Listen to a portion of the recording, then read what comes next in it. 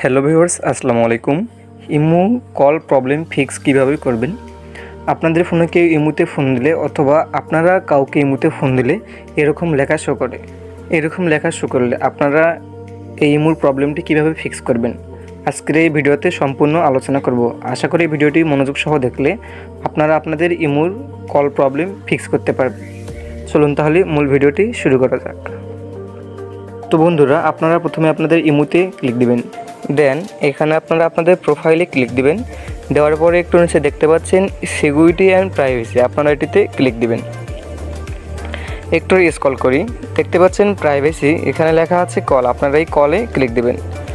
দেওয়ার পরে এখানে লক্ষ্য রাখবেন এই টিকটি এভরিওয়ানে করা আছে কি না। এভরিওয়ানে করা থাকলে আপনাদের যে কারো ফোন চলে আসবে ফোনে। যদি আপনাদের এগুলোতে নোবডি, কাস্টম অথবা মাই কন্ট্যাক্টস এগুলোতে থাকে তাহলে আপনাদের যে কারো ফোন আপনাদের ফোনে আসবে না। অবশ্যই আপনারা লক্ষ্য রাখবেন এখানে এভরিওয়ানের টিক দেওয়া আছে কি না। এভরিওয়ানের টিক দেওয়া থাকলে অলমোস্ট ডান। এখন আপনারা আপনাদের ইমো থেকে ব্যাক করবেন, দেন আপনারা আপনাদের ইমোতে ক্লিক দিবেন। দেওয়ার পরে ইমো অ্যাপস ইনফরমেশন, এই অ্যাপস ইনফরমেশনে ক্লিক দিবেন। অ্যাপস ইনফরমেশনে ক্লিক দেওয়ার পর আপনাদের সেটিংসে নিয়ে যাবে। দেন আমরা একটু এখানে স্ক্রল করি, দেখতে পাচ্ছেন ম্যানেজ নোটিফিকেশন, আপনারা এখানে ক্লিক দিবেন। যদি আপনাদের ইমো নোটিফিকেশনটি অফ থাকে এগুলা অন করে দেবেন, তাহলে যে কেউ ফোন দিলে মেসেজ করলে আপনাদের উপরে পপ আপ শো করবে। আর একটু নিচে স্ক্রল করি বলে দেখতে পাবেন এখানে পারমিশনস লেখা আছে। মোস্ট ইম্পর্টেন্ট পার্ট হচ্ছে পারমিশন। এই পারমিশন অ্যালাউ যদি না করে দেন তাহলে আপনাদের ফোনে ফোন আসবে না। অবশ্যই এটি অ্যালাউ করে দেবেন।